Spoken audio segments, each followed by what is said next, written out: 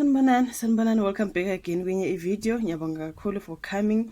Thank you very much. Ungakhohlwa ukuthi kumele usubscribe ke phela. Mangabe ka subscribe, please do so.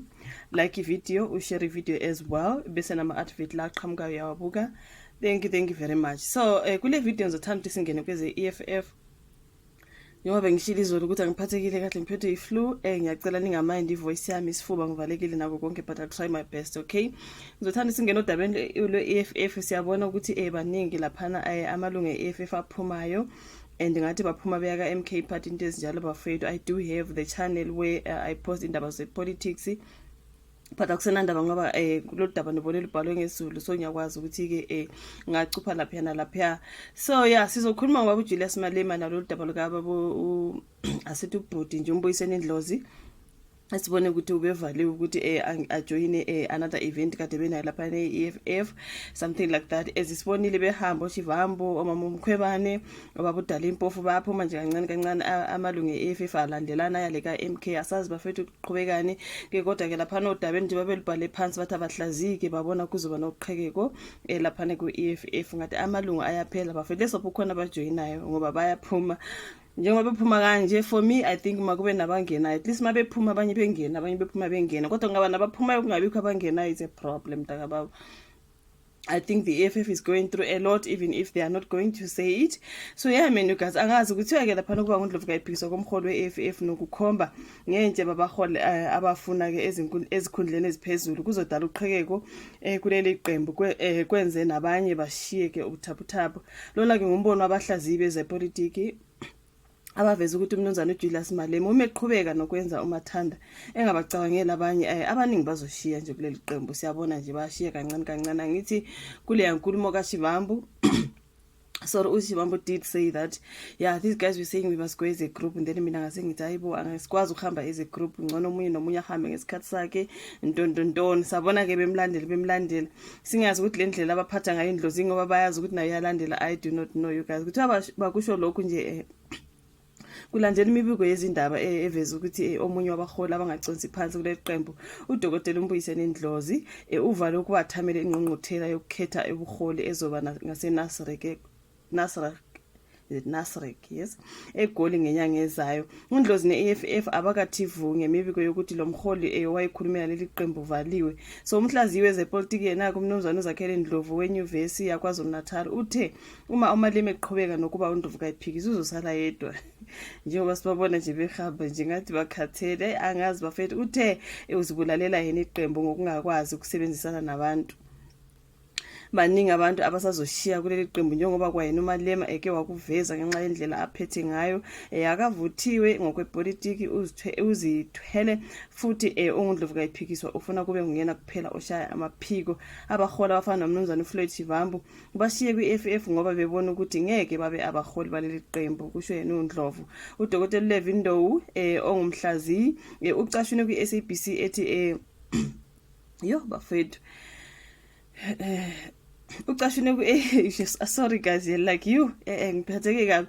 uDokotela uLevi Ndlovu ongumhlaziyi ucashune kwiSABC ethi kumele kuchazele amalungu ukuthi kungani evaliwe uNdlozi engqungqutheleni. Uthe baningi abasazohamba njengoba ke sebeqalile ukuhamba abaholi abafana noShivambu. Uma uvala umuntu ofana noNdlozi kumele ube nesizathu esinqalo sokuthi kungani wenze lokho, so luzoqhubeka uqheleko kuleli qembu uma izinto zingabe kwakhe obala. Uveza ukuthi uNdlozi uyesekwa kuleli qembu emva kokuhamba kukaShivambu. Hayi asazi ke bafethu. Now unogazi ikakhulu entsheni eseka iqembu bathi unogazi ekakhulu entsheni eseka iqembu, so ukuvale ekutheni angenele umbango kwesephini likamongameli kungaba nomthelela ongemuhle.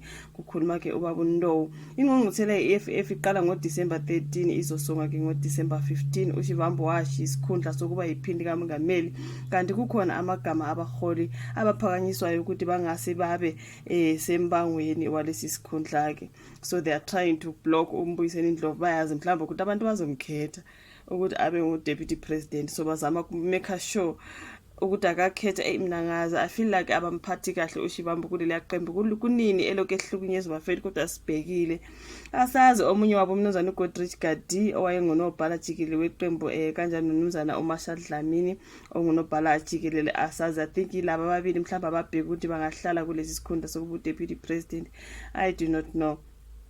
But as for me, even though angilonile ilungu le-EFF bafethu kodwa indlela uNdlozi aphethwe ngayo I can see ukuthi hayi no, but anyways hayi asazi bafethu.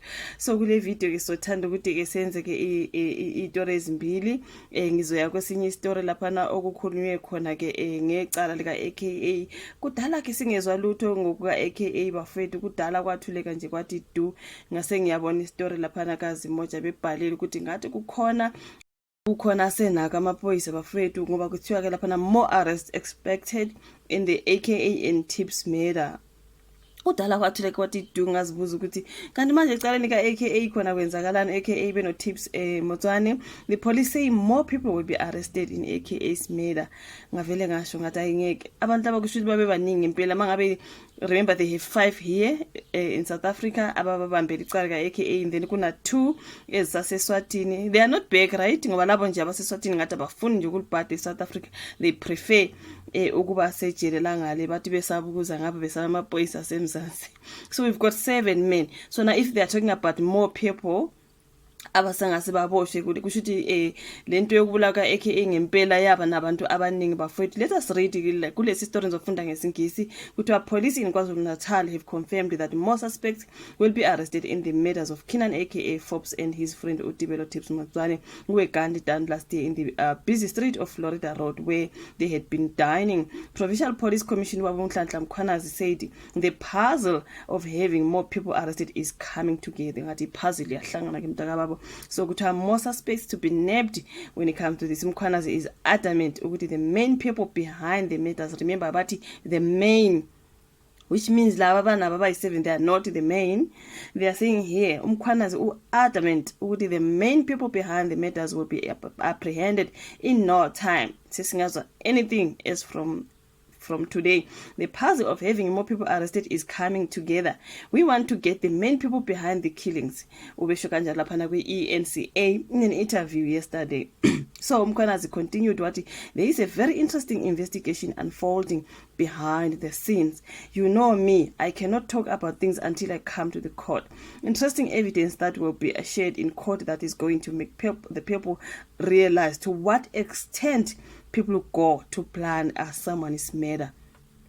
Yo bafethu ngathi nzima. So there are many people behind, maybe those are just small boys. There are many people behind this abanabo abacabanga ukuthi ibona kuthiwa ke anytime in no time, which means anytime from now. Now earlier this year 7 men were arrested and charged with the matter. Ulindo Kuhle Thabani Mkhwanazi, Ulindani Zenzele Ndimande, Usiyanda Edimieza, Umuzwethemba Avigwabeni, noLindo Kuhle Lindo Ndimande were arrested in KwaZulu-Natal, while 2 brothers Usiyabonga and Malusi Ndimande were arrested in Eswatini and are awaiting extradition. The other 5 suspects appeared before the Durban Magistrate Court in August and their case was postponed to next week, Thursday, as the police are completing their investigations. The accused are facing the charges of conspiracy to commit murder, 2 counts of murder, unlawful possession of firearms, unlawful possession of ammunition, and 5 counts of attempted murder. Lona daba luka AKA no Tips Motswane ngathi bathi inkalakatha zakhona izona abanazo manje, but yonke into ngathi hamba ngoline, ngathi the puzzle is coming together. I cannot wait to see this one, you guys. Nje mangeke ngizwe nje kuthiwa AKA and Tips murder suspects ngizogijima because I am interested, because you guys mangabe they've got 7 men and they have more.